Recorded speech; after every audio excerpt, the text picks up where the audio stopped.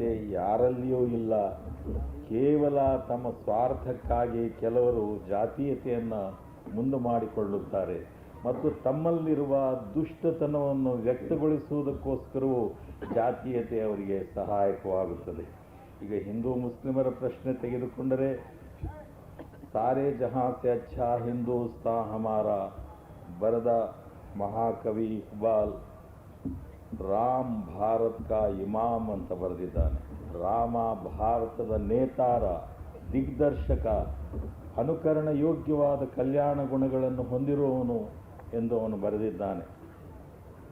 ಇರಾನಿನಲ್ಲಿ ಮಹಾಸಂತರು ಶೇಖ್ ಅಲಿ ಹಜೀನ್ ಸ್ವಹಾನಿ ಎನ್ನುವರು ಇರಾನಿನಲ್ಲಿ ಅವರು ವಾಸವಾಗಿದ್ದರು. ನಾದಿರ್ ಶಹನ ದಾಳಿ ಇರಾನಿನ ಮೇಲೆ ನಡೆದಾಗ ಅವರು ಇರಾನನ್ನು ಬಿಟ್ಟು ಲಾಹೋರಿನಲ್ಲಿ ಬಂದಿದ್ದರು.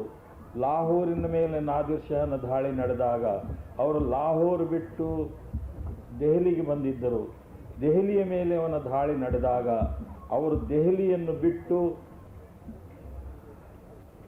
ಕಾಶಿಗೆ ಬಂದು ಅಲ್ಲಿ ವಾಸವಾಗಿದ್ದರು. ಅವರ ಅವಸಾನವೂ ಕೂಡ ಅಲ್ಲೇ ಮುಗಿದಿದೆ. ಅವರು ಒಂದು ಪಾರ್ಸಿ ಗ್ರಂಥದಲ್ಲಿ ಹೀಗೆ ಹೇಳುತ್ತಾರೆ, ಅಜ್ ಬನಾರಸ್ ನರವಂ ಮಾಬಿದ ಆಮ್ ಅಸ್ತ ಈಂಜಾ ಹರ್ ಬಿರಹಮೆನ್ ಪಿಸರೆ ಲಕ್ಷ್ಮಣ ರಾಮ್ ಅಸ್ತ ಈಂಜಾ. ಎಂದರೆ ಈ ಕಾಶಿ ಕ್ಷೇತ್ರ ಇತರ ಕ್ಷೇತ್ರಗಳಂತೆ ಸಾಮಾನ್ಯ ಪುಣ್ಯ ಕ್ಷೇತ್ರವಲ್ಲ. ಹರ್ ಬಿರಹಮೆನ್ ಪಿಸರೆ, ಇಲ್ಲಿನ ಪ್ರತಿಯೊಬ್ಬ ಬ್ರಾಹ್ಮಣನು ಲಕ್ಷ್ಮಣ ರಾಮ ಅಸ್ತೈಂಜ ಪಿಸರೆ ಲಕ್ಷ್ಮಣ ರಾಮ ಅಸ್ತೈಂಜ, ಅಂದರೆ ರಾಮ ಲಕ್ಷ್ಮಣರ ಪುತ್ರರ ಗುಣಗಳನ್ನು ಹೊಂದಿದ್ದಾರೆ ಇಲ್ಲಿನ ಪ್ರತಿಯೊಬ್ಬ ಬ್ರಾಹ್ಮಣನು ಎಂದು ಅವರು ಆ ರೀತಿ ಕೊಂಡಾಡಿದ್ದಾರೆ. ಹೀಗೆ ರಾಮ ಲಕ್ಷ್ಮಣರ ಬಗ್ಗೆ ಅವರಿಗೆ ಅಷ್ಟೊಂದು ಅಭಿಮಾನವಿತ್ತು. ಹೀಗೆ ಜಾತೀಯತೆ, ಅಶೋಕ ಚಕ್ರವರ್ತಿ ಕಳಿಂಗ ದೇಶದ ಮೇಲೆ ದಾಳಿ ನಡೆಸಿದಾಗ ಆ ಯುದ್ಧ 5.5 ವರ್ಷಗಳವರೆಗೆ ನಡೆಯಿತು. ಕಳಿಂಗ ದೇಶದ ಲಕ್ಷಾಂತರ ತರುಣರು ಆ ರಣರಂಗದಲ್ಲಿ ಪ್ರಾಣವನ್ನು ತೆತ್ತರು. ಸ್ತ್ರೀಯರು ನದಿಗಳಲ್ಲಿ ಬಿದ್ದು ಪ್ರಾಣವನ್ನು ಕಳೆದುಕೊಂಡರು. ಮಕ್ಕಳು ಅನ್ನಾಹಾರವಿಲ್ಲದೆ ಬೀದಿಗಳಲ್ಲಿ ಬಿದ್ದು ಅವರು ಸತ್ತರು. ಈ ದೃಶ್ಯವನ್ನು ಕಂಡು ಅನಂತರ ಅಶೋಕ ಬೌದ್ಧ ಧರ್ಮವನ್ನು ಅನುಸರಣೆ ಮಾಡಿದ. ಅದುವರೆಗೆ ಅಶೋಕನು ಹಿಂದುವೇ ಆಗಿದ್ದ, ಕಳಿಂಗ ದೇಶದ ರಾಜನು ಹಿಂದುವೇ ಆಗಿದ್ದ. ಹೀಗೆ ತೈಮೂರ್ಲಂಗ್ ಭಾರತದ ಮೇಲೆ ದಾಳಿ ನಡೆಸಿದಾಗ ದೆಹಲಿಯಲ್ಲಿ ಆಳುತ್ತಿದ್ದವನು ಮುಸ್ಲಿಮನೇ ಆಳುತ್ತಿದ್ದ. ಸಹಸ್ರಾರು ಮುಸಲ್ಮಾನರನ್ನು ದೆಹಲಿಯಲ್ಲಿ ತೈಮೂರ್ಲಂಗ್ ಕೊಲೆ ಮಾಡಿದ. 500 ಮಂದಿ ಮುಸ್ಲಿಮರು ಬಂದು ಮಸೀದಿಯಲ್ಲಿ ರಕ್ಷಣೆಯನ್ನು ಪಡೆದಿದ್ದಾಗ ಮಸೀದಿಗೆ ನುಗ್ಗಿ ಅವರನ್ನು, ಆ ಮುಸ್ಲಿಮರನ್ನು ಕೊಂದು ಹಾಕಿದ. ಹೀಗೆ ಬಾಬರನ ದಾಳಿ ದೆಹಲಿಯ ಮೇಲೆ ನಡೆದಾಗಲೂ ಕೂಡ ಮುಸಲ್ಮಾನೇ ದೆಹಲಿಯನ್ನು ಆಳುತ್ತಿದ್ದ. ಅದೇ ರೀತಿಯಲ್ಲಿ ನಾದಿರ್ ಶಹನ ದಾಳಿ ದೆಹಲಿಯಲ್ಲೂ ಕೂಡ ದೆಹಲಿಯಲ್ಲಿ ಮೊಹಮ್ಮದ್ ಶಾ ಆಳುತ್ತಿದ್ದ. ನಾದಿರ್ ಶಾ ಸಹಸ್ರಾರು ಮುಸಲ್ಮಾನರನ್ನು ಕೊಂದು ಆನೆಗಳ ಮೇಲೆ, ಒಂಟೆಗಳ ಮೇಲೆ, ಕುದುರೆಗಳ ಮೇಲೆ ದೆಹಲಿಯ ಐಶ್ವರ್ಯವನ್ನು ಹೊರಿಸಿಕೊಂಡು ಹೋದ. ಕೊಹಿನೂರ್ ರತ್ನವನ್ನು ತೆಗೆದುಕೊಂಡು, ಮಯೂರ ಸಿಂಹಾಸನವನ್ನು ತೆಗೆದುಕೊಂಡು ಮುಸ್ಲಿಂ ಚಕ್ರವರ್ತಿಯ ಶಕ್ತಿಯನ್ನು ಕುಗ್ಗಿಸಿ ಅವನು ಯಾವ ಪ್ರಯೋಜನಕ್ಕೂ ಬಾರದಂತೆ ಮಾಡಿ ಹೋದ. ಹೀಗೆ 2 ಮಹಾಯುದ್ಧಗಳನ್ನು ನೋಡಿದಾಗ ಜಗತ್ತಿನ 2 ಮಹಾಯುದ್ಧಗಳು ಕ್ರೈಸ್ತ ಜನಾಂಗದಲ್ಲೇ ನಡೆದು 5ನೇ ಜಾರ್ಜ್ ವಿಕ್ಟೋರಿಯಾ ರಾಣಿಯ ಮೊಮ್ಮಗನಾದರೆ ಜರ್ಮನಿಯ ಕೈಸರ್ ವಿಕ್ಟೋರಿಯಾ ರಾಣಿಯ ಅಳಿಯ. ಇಷ್ಟು ಹತ್ತಿರದ ಸಂಬಂಧವಿದ್ದು ಎಷ್ಟರ ಮಟ್ಟಿಗೆ ಒಬ್ಬ ಕ್ರೈಸ್ತನು ಮತ್ತೊಬ್ಬ ಕ್ರೈಸ್ತನನ್ನು ಕೊಲೆ ಮಾಡಿದನು ಎಂಬುದನ್ನು ಗಮನದಲ್ಲಿಟ್ಟರೆ ಇದು ಜಾತೀಯತೆ, ನಮ್ಮ ಸ್ವಾರ್ಥದ ಇದರಿನಲ್ಲಿ ಜಾತೀಯತೆ ಕ್ಷುಲ್ಲಕ. ಇದು ಬ್ರಾಹ್ಮಣರು ಕೂಡ ಒಂದು ಮಹಾ ಸಾಮ್ರಾಜ್ಯವನ್ನು ಸ್ಥಾಪನೆ ಮಾಡಿದರು. ಪೇಶ್ವೆ ಸಾಮ್ರಾಜ್ಯ ಎಷ್ಟು ಬಲಿಷ್ಠವಾಗಿತ್ತೆಂದರೆ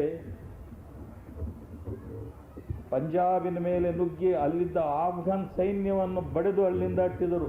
ಇಂಥ ಬಲಿಷ್ಠವಾಗಿದ್ದ ಸಾಮ್ರಾಜ್ಯವನ್ನು ಸ್ಥಾಪಿಸಿದ ಪೇಶ್ವೆ ಮಾಧವರಾಯನಿಗೆ, ಬ್ರಾಹ್ಮಣನಾದ ಮಾಧವರಾಯನಿಗೆ ಬ್ರಾಹ್ಮಣರೇ ಅರಮನೆಯಲ್ಲಿ ವಿಷ ಹಾಕಿದರು. ಮಾಧವರಾಯ 6 ತಿಂಗಳವರೆಗೆ ನಡಲಿ ಕೊರಗಿ ಹಾಗೆಯೇ ಸತ್ತು ಹೋದ. ಮಾಧವರಾಯನ ಅನಂತರ ಅವನ ತಮ್ಮ ನಾರಾಯಣರಾಯ ಪೇಶ್ವೆ ಆದ. ಇದೇ ಬ್ರಾಹ್ಮಣನಾದ ನಾರಾಯಣ ರಾಯನನ್ನು ಅರಮನೆಯಲ್ಲಿ ಕೊಚ್ಚಿ ಹಾಕಿ ಆತನ ದೇಹದ ಭಾಗಗಳನ್ನು ಅರಮನೆಯಿಂದ ಆಚೆಗೆ ಬಿಸಾಡಿದರು. ಅಂತ್ಯ ಸಂಸ್ಕಾರವನ್ನು ಕಾಣದೆ ಆ ಭಾಗಗಳು ಬಿದ್ದಿದ್ದು. ಹೀಗೆ ಜಾತೀಯತೆ ತಮ್ಮಲ್ಲಿಯೇ ಈಗ ಆಫ್ಘಾನಿಸ್ತಾನದಲ್ಲಿ ಪಠಾಣರು ಒಂದು ಒಪ್ಪತ್ತಿನ ನಮಾಜನ್ನು ಬಿಡುವವರಲ್ಲ, ಉಪವಾಸ ವೃತ ತಪ್ಪದೆ ಆಚರಿಸುವವರು. ಆದರೆ ಒಬ್ಬ ಪಠಾಣನನ್ನು ಮತ್ತು ಪಠಾಣ ಎಷ್ಟೊಂದು ನಿರ್ದಯೆಯಿಂದ ಕೊಲ್ಲುತ್ತಿದ್ದಾನೆ ಎಂದರೆ 50 ಲಕ್ಷ ಜನರನ್ನು ಕೊಂದಿದ್ದಾರೆ. ಹೀಗೆ ಜಾತೀಯತೆ ಇದು ಕೇವಲ ಏನೋ ಒಂದು ಸ್ವಾರ್ಥ, ಒಂದು ಲೋಭಕ್ಕಾಗಿಯೇ ಹೊರತು ಜಾತೀಯತೆಯಲ್ಲಿ ಯಾವ ಸತ್ವವೂ ಇಲ್ಲ. ನಕಾಷ್ಠೆ ವಿದ್ಯತೆ ದೇವೋ ನ ಪಾಷಾಣೇ ನ ಮೃಣ್ಮಯೇ ಭಾವೇಹಿ ವಿದ್ಯತೆ ದೇವೋ ತಸ್ಮೈ ಭಾವೇಹಿ ನಮಃ. ಭಗವಂತ ಮರಗಳಲ್ಲಾಗಲಿ ಮರದ ಮೂರ್ತಿಗಳಲ್ಲಾಗಲಿ ಇಲ್ಲ, ನ ಪಾಷಾಣೆ ಲೋಹಗಳಲ್ಲಾಗಲಿ ಕಲ್ಲಿನಲ್ಲಾಗಲಿ ಇಲ್ಲ, ನ ಮೃಣ್ಮಯೇ ಹುತ್ತಗಳಲ್ಲಾಗಲಿ ಮಣ್ಣಿನ ಮೂರ್ತಿಗಳಲ್ಲಾಗಲಿ ಇಲ್ಲ. ಆದರೆ ಭಾವೇಹಿ ವಿದ್ಯತೆ ದೇವೋ ತಸ್ಮೈ ಪರಿಶುದ್ಧವಾದ ಭಾವದಲ್ಲಿ ಪರಮಾತ್ಮನಿರುತ್ತಾನೆ. ಆದ್ದರಿಂದ ಹೃದಯ ಪರಿಶುದ್ಧವಾಗಿರಬೇಕು. ಮಂದಿರ, ಮಸೀದಿ, ಚರ್ಚ್ ಇದನ್ನು ಮಾನವರು ನಿರ್ಮಿಸಿದ್ದಾರೆ, ಆದರೆ ಮನೋಮಂದಿರವನ್ನು ಭಗವಂತ ನಿರ್ಮಿಸಿದ್ದಾನೆ. ಕಾರಣ ಏನೆಂದರೆ ಅದು ಆತನ ಆವಾಸ ಸ್ಥಾನ. ಆದ್ದರಿಂದ ಮನೋಮಂದಿರವನ್ನು ಪರಿಶುದ್ಧಗೊಳಿಸಿಕೊಳ್ಳಬೇಕು. ಆ ಮನೋಮಂದಿರವನ್ನು ಪರಿಶುದ್ಧಗೊಳಿಸಿಕೊಂಡು ನಾವು ನೋಡುವಾಗ ಅದು ಒಂದು ನಿಲುವುಗನ್ನಡಿ ಆಗುತ್ತದೆ. ಆ ನಿಲುವುಗನ್ನಡಿಯಲ್ಲಿ ನಮ್ಮನ್ನು ನಾವು ನೋಡಿಕೊಂಡಾಗ ನಮ್ಮ ಹೃದಯಕ್ಕೆ ಅಂಟುಕೊಂಡಿರುವಂತಹ ಕ್ರೋಧ, ದ್ವೇಷ, ಅಸೂಯಾದಿ ಮತ್ಸರಾದಿಗಳು ಅದನ್ನು ಕಂಡು ತಕ್ಷಣವೇ ನಾವು ಚಕಿತರಾಗುತ್ತೇವೆ. ಅನುತಾಪದ ನಿರ್ಮಲೋದಕದಿಂದ ಆ ಚಿತ್ತ ಮಾಲಿನ್ಯವನ್ನು ತೊಳೆದುಕೊಂಡು ಪರಿಶುದ್ಧ ಹೃದಯಿಗಳಾಗುತ್ತೇವೆ. ಹೀಗೆ ಯಾವುದು ಈ ಜಾತೀಯತೆ ಇದು ಕ್ಷುಲ್ಲಕವಾದ್ದು. ಈ ದೇಶ ಬೆಳೀಬೇಕು, ಇದು ಮಹಾನ್ ರಾಷ್ಟ್ರ.